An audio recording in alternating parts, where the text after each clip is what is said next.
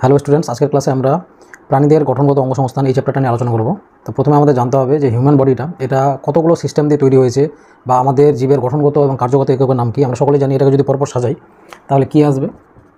Sell, tissue, organ, system, body. এখান থেকে আমরা স্পষ্ট বুঝতে পারছি আমাদের এই চ্যাপ্টারটাতে আলোচনা হয়েছে টিস্যু নিয়ে। তো টোটাল আমাদের বডিতে 4 প্রকারের টিস্যু আছে, যেটা আমরা মনে রাখবো সিমেন দিয়ে।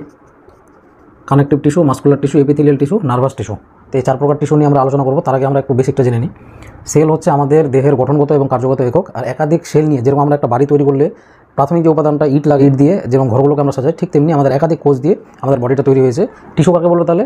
যে একই রকম উৎপত্তিগতভাবে এবং গঠনগতভাবে একই কার্য সম্পন্ন করে এরকম একাধিক কোষ সমষ্টিকে আমরা বলি হচ্ছে টিস্যু বা কলা।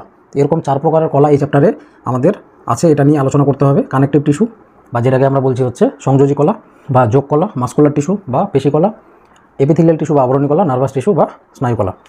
আর তারপরে একাধিক টিস্যু মিলে একটা অর্গান তৈরি করছে। এরকম আমাদের বডিতে প্রায় 78 অর্গানস প্রেজেন্ট আছে। তারপরে একাধিক অর্গানস মিলে তৈরি করছে একটা সিস্টেম। যেরকম যদি আমরা বলি রেচনতন্ত্র কাকে বলে? রেচনের সাহায্যকারী অঙ্গগুলি মিলিত হয়ে যে তন্ত্র গঠন করে তাকে বলা হয় রেচনতন্ত্র। যেমন সেখানে আমরা কি দেখতে পাই? একজোড়া বৃক্ক দেখতে পাই, একজোড়া গোবিনী দেখতে পাই, একটি মূত্রাশয় দেখতে পাই এবং একটি মূত্রনালী দেখতে পাই। তারপরে আসছে হচ্ছে সিস্টেম। এরকম টোটাল আমাদের হিউম্যান বডিটা 11টা সিস্টেম নিয়ে গঠিত, যেটা আমরা মনে রেখেছিলাম, তোমাদের আগেও বলেছিলাম এই কথাটা। ডক্টর মেন্স লুরিক। ডি থেকে digestive system, reproductive system, muscular system, endocrine system, nervous system, skeletal system, lymphatic system. U থেকে ইউরিনারি সিস্টেম। আর থেকে রেসপিরেটরি সিস্টেম। এটা একটা রেসপিরেটরি সিস্টেম, এটা একটা রিপ্রোডাক্টিভ সিস্টেম। আই থেকে ইনটিগুমেন্টারি সিস্টেম। সি থেকে কার্ডিয়াক সিস্টেম। এই টোটাল জিনিসগুলো আমরা পড়েছিলাম। আর সকলে আমরা বুঝতে পারছি ডাইজেস্টিভ সিস্টেম কি, বা পৌষ্টিকতন্ত্র, যার মাধ্যমে আমরা বিভিন্ন ধরনের খাদ্য খাচ্ছি এবং সেই খাদ্যগুলোর আমাদের অপাচ্য অংশটা দেহের বাইরে থেকে বেরিয়ে যাচ্ছে এবং যেটা আমাদের পুষ্টি আকারে কাজে লাগে, সেটার মাধ্যমে আমরা শক্তি উৎপন্ন করছি এবং বিভিন্ন কার্য সম্পন্ন করছি। রেসপিরেটরি সিস্টেম, যার মাধ্যমে আমরা শ্বাসবায়ু আদান প্রদান করছি, অক্সিজেন গ্রহণ করছি, কার্বন ডাইঅক্সাইড ত্যাগ করছি। মাসকুলার সিস্টেম বা পেশিতন্ত্র, যার সাহায্যে আমরা এক জায়গা থেকে আরেক জায়গায় মুভমেন্ট করতে পারছি, মানে আমাদের যে চলন গমন ইত্যাদি ক্রিয়াগুলো সম্পন্ন করছি, সেটা মাসকুলার সিস্টেমের মাধ্যমে।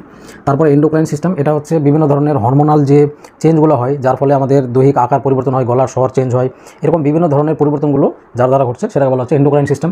নার্ভাস সিস্টেম মানে হচ্ছে স্নায়ুতন্ত্র, যার সাহায্যে আমরা কী করতে পারি? যে কোনো জিনিস, ধরো তোমাকে কোনো একটা মশা কামড়ালো, হঠাৎ করে তোমার হাতটা সেখানে চলে আসবে, তাহলে ঘুমের সময় সেই অবস্থাতে অটোমেটিক যে কাজ করছে স্বয়ংক্রিয় স্নায়ুতন্ত্র যেখানে কাজ করছে।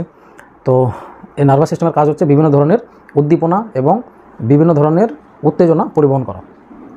তারপরে আছে হচ্ছে স্কেলিটাল সিস্টেম, যেটাকে আমরা বলছি হচ্ছে কঙ্কালতন্ত্র। আমাদের ভিতরে মাংসপেশিগুলো যদি ঝরে পড়ে তাহলে যেটা পড়ে থাকবে সেটাকে বলা হচ্ছে কঙ্কালতন্ত্র। আর এই কঙ্কালতন্ত্রটার জন্যই আমরা একদম সোজাভাবে দাঁড়িয়ে থাকতে পারছি। স্কেলিটাল সিস্টেমটা যদি না থাকতো তাহলে আমাদের একে বেঁকে সাপের মতো চলতে হতো। তাহলে কতখানি কাজ করছে তাহলে বুঝতেই পারছো তোমরা। তারপরে আছে হচ্ছে লিম্ফ্যাটিক সিস্টেম। লিম্ফ্যাটিক সিস্টেমটা হচ্ছে আমাদের বিভিন্ন ধরনের রোগ জীবাণুর হাত থেকে রক্ষা করে, যেটাকে বলা হয় লসিকাতন্ত্র। ইউরিনারি সিস্টেম, যার মাধ্যমে আমরা দেহকে সুস্থ স্বাভাবিক রাখছি।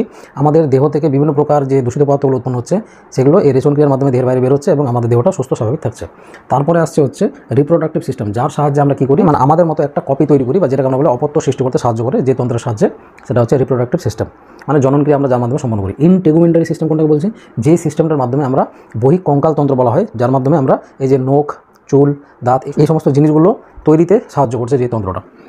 কার্ডিয়াক সিস্টেম বা সংবহনতন্ত্র, যার সাহায্যে কী হচ্ছে? হৃৎপিণ্ড সংকোচন প্রসারণের মাধ্যমে আমাদের সারা শরীরে রক্তটাকে ছড়িয়ে দিচ্ছে, বিভিন্ন কলাকোষে অক্সিজেন সরবরাহ করছে, পুষ্টি সরবরাহ করছে। আর এই সংবহনতন্ত্রটা যদি কোনো কারণবশত থেমে যায় বা কিছুক্ষণের জন্য স্টপ হয়ে যায় তাহলে মানুষ মারা যাবে। তাহলে সংবহনতন্ত্রটাও কিন্তু গুরুত্বপূর্ণ একটা তন্ত্রের মধ্যে, সবগুলোই গুরুত্বপূর্ণ। মানে সংবহনতন্ত্রটা হচ্ছে কিছুক্ষণের জন্য যদি কাজ করা বন্ধ করে দেয় তাহলে মানুষ মারা যাবে। তাহলে আশা করি বোঝাতে পারলাম। এই হলো টোটাল 11টা সিস্টেম। দেখতেই পাচ্ছ তোমরা, 2টা 4 2 6 6 5 11। তাহলে এই হলো ওভারঅল একটা বেসিক ধারণা যেটা আমরা শুরু করলাম। এরপরে নেক্সট পার্টে আমরা এই যে 4 প্রকারের আমরা কলা দেখলাম, connective tissue, muscular tissue, epithelial tissue, nervous tissue. তো নেক্সট দিন আমরা যে কোনো একটা টিস্যু নিয়ে আলোচনা করব। এই 4টা কলার মধ্যে যে কোনো একটা কলা নিয়ে বিস্তারিত আলোচনা করব। আজকের ভিডিওটা এতটুকুই।